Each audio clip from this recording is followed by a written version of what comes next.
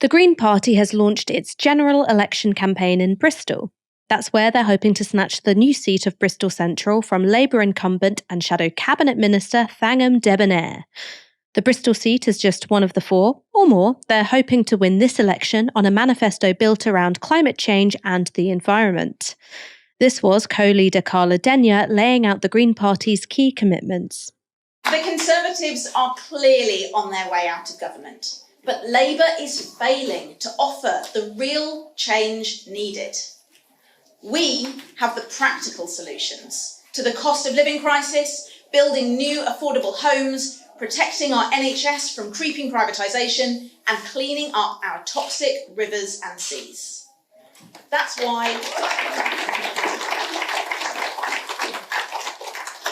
why it's so important that when Labour form the next government, they are pushed beyond the timid change they are offering. Pushed to be more ambitious, braver, not to skirt around the edges of the massive crises facing our country, but to actually make real change that benefits people's lives every day. That's what Green MPs can do. As Denyer said there, the Greens are explicitly courting left-wing voters disillusioned with Labour leader Keir Starmer's timid approach to our biggest problems. But they're also targeting Tory voters in rural constituencies, people who care about their local environment.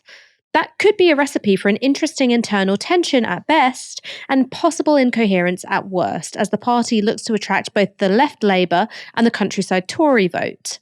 One issue that might serve as a bridge, though, is the NHS. This was Greens co-leader Adrian Ramsey on their plans for the health service. When it comes to healthcare, that means defending and restoring our NHS.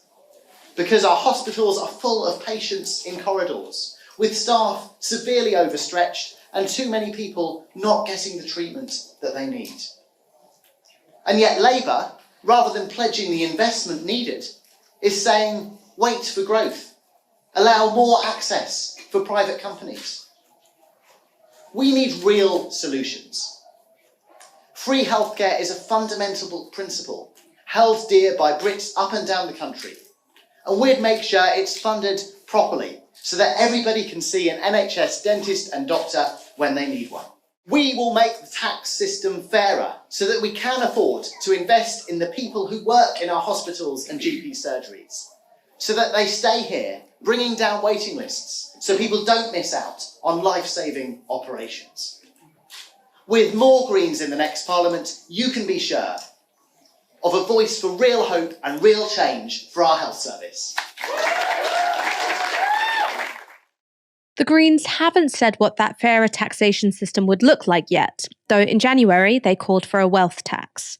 But Ramsey has said their planned reforms would raise an extra £50 billion from the country's richest, making the Greens the only party to tell the nation that taxes, at least for the rich, will have to go up.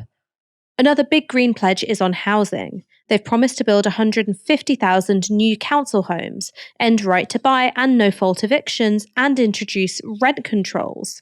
They've also promised to clean up our waterways, having repeatedly called for the water companies to be brought into public ownership. And it's hard to imagine a more popular policy across all demographics. Moya, what do you make of the Greens' policy platform? Like, don't like?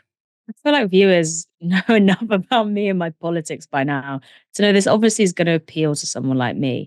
What I'm more interested in is how are the Greens going to get the message out there really en masse? Because I'm pretty plugged in. I try not to be plugged in. I'm way too plugged in for my mental health, but I'm pretty plugged in. And yet the Greens are up against it because they don't really appear on the shows. They haven't really got this dynamic message, and it shouldn't be about that. It shouldn't be about the optics or the delivery, etc. And they have great communicators, but for some reason there's something not clicking in the way the message is actually getting out to people. And maybe I'm completely disconnected from that because I'm not in one of the areas where they're targeting. And if you go to Bristol, you go to North Herefordshire, which is where I'm originally from. I'll go up and ask my mum this weekend. Then you'll hear that. You'll hear the buzz. You might hear it around the Greens, but I'm not seeing it cut through as much in my demographics. But perhaps that's also because the youth are already kind of sewn up. So they don't need to focus on us, and they don't need to focus on these big social media campaigns. I'm really interested in seeing what the Greens will do, which I think we'll talk about a bit more later. But I think the policy platform's great. I just wish there was more. I wish there was more materials out there that was delivering it in a way that was really cutting through. But I could also just be removed from that. So that is a completely subjective opinion. There does seem to be a broader issue with cut through and name recognition. Both Carla Denyer and Adrian Ramsey polled below a made-up candidate name in name recognition. So they've got a bit of a way to go there. So what chance do the Greens stand in this general election? Well, their message does seem to be cutting through, at least with younger voters. For voters aged 18 to 24, the Greens are now the second most popular party by quite some distance, with the Tories and Lib Dems trailing by around 16 points. And when it comes to the huge group of voters between 25 and 50, the Greens are now neck and neck with the Tories and about a point ahead of the Lib Dems. That YouGov polling shows how far the Tories have fallen amongst the majority of voters, but it does also show how much the Greens have gained. Popular vote share doesn't tell you much about parliamentary results in a general election, though. Thank you, first past the post. But it can be indicative. In 2019, the Greens returned a single MP, Caroline Lucas, to Parliament with just over 2.5% of the vote share. The Lib Dems, on the other hand, returned 11 with just over 11% of the vote share. Sorry, I said that really weirdly.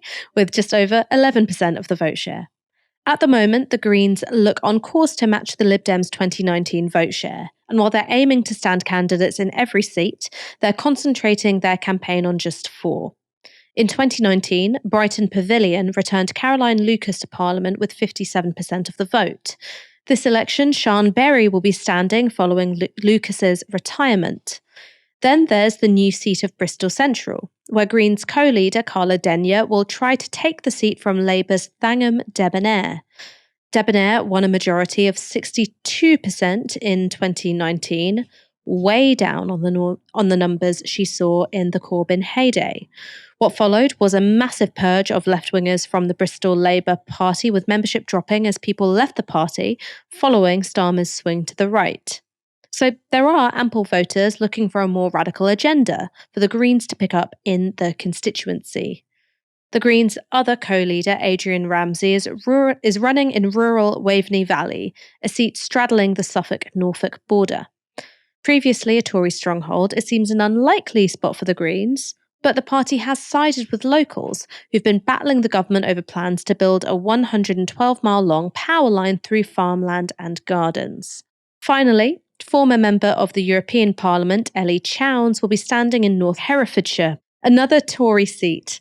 The Greens' own polling of the constituency have them at 30% of the vote share, just 1% behind Tory incumbent Bill Wiggins. Now, the Greens are being pretty ambitious for this election, and they appear to be emerging as a reasonable force in British politics. But has it come out of the blue? Not really. In the local elections earlier this year, the Greens achieved their highest ever number of councillors. They also showed the highest growth in the number of councillors, increasing their number by 70%. That was the largest growth seen by any party. In 2023, the Greens made record gains too, winning 241 new seats and gaining control of Mid-Suffolk District Council. Again, that was the highest growth shown by any party, more than doubling their previous number. Local elections are one thing, but what about the generals? In 2010, the Greens won less than 1% of the vote share and only around 280,000 votes. But in 2015, that all changed. The Greens quadrupled their votes, gaining well over 1 million, but they were still able to return only one MP, leading to renewed focus on Britain's unrepresentative electoral system. In 2015, the Greens focused on anti-austerity measures and the promise of a more equal, greener, and humane society. And for younger voters, climate change was increasingly a major issue. But the progress of the Greens towards a larger parliamentary presence was hindered at the 2017 election by Corbynism's youthquake. That election saw the Greens' vote share halve as young left-wing voters returned to Labour. In 2019, they did slightly better, but still failing to reach the highs of 2015. So, what's changed in the last 5 years? A lot. First, the Labour Party has made itself hostile to even those moderately left wing voters who want a more just economy and a democratic society. But second, climate change. Its effects are increasingly seen and felt, and there's a greater understanding of how tackling climate catastrophe will mean more radical economic, political, and social reforms. Young people understand this, and even some Tory voters get it too. The Labour Party has so far resisted talking about that, pretending instead that capitalism can still solve capitalism's crisis via private investment in green infrastructure. The Green Party, though, seems to be thinking bigger. Moya, what are your expectations of the Green Party's performance in the general election, and what do you think their strategy ought to be, if not the one they've got now? You're asking me two questions I always refuse to answer. You're asking me to make a prediction about how a political party will do, and you're asking me to give advice to a political party of strategy when you know that I exist in a London media bubble, Ash. God, you're just going to embarrass me in front of everyone. It's difficult with the Greens and their performance. Obviously, they've massively whacked up the amount of councillors they have, but they didn't take any new councils in the local elections where you would have kind of expected that to happen if there was going to be massive gains. They've got Brighton, but now Caroline Lucas is going, so you've got Sian Berry coming in, who is a totally new face. Again, I talked a bit earlier about, disconnect from constituents. Do Brighton constituents know Sian Berry? Do they trust Sian Berry? Will the Green moniker be enough to carry it for her? I presume so, but just because when I slag off Labour for parachuting people in, doesn't mean that doesn't apply to parties that I might be more aligned to at this point in time. I still think there is a real problem with moving candidates around who may not have connections to the areas that they want to represent. That's difficult. That's a problem. That creates disconnect. It creates distrust. Whereas someone like Ellie Chowns, she's lived in North Herefordshire for 20 years. She's been, on the doorsteps. As I've said before, I think my mum's been doing some campaigning for her just to announce my extra biases while I'm here. But that's someone who literally is very ingrained in the area. She has an organic farm there. She knows about farming. She really can speak to the potential constituents, although whether that will be enough to overturn Bill Wiggins' majority. North Herefordshire is a very Tory constituency. It's a very Tory constituency. It's one that has endured as a Tory constituency despite the absolute uselessness of Bill Wiggin and the dissatisfaction that people have with Sir Bill there.